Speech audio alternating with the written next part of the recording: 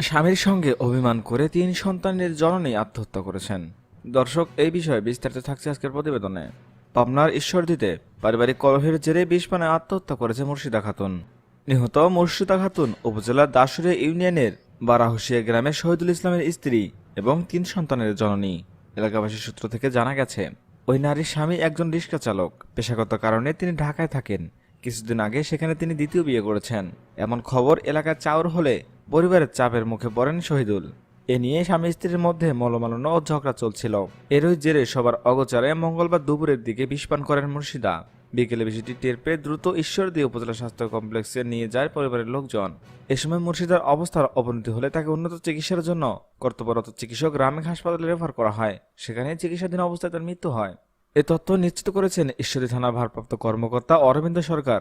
তিনি জানান, পারিবারিক কলহের জেরে বিষপানে মুর্শিদা খাতুন নামে ওই গৃহবধূ আত্মহত্যা করেছে।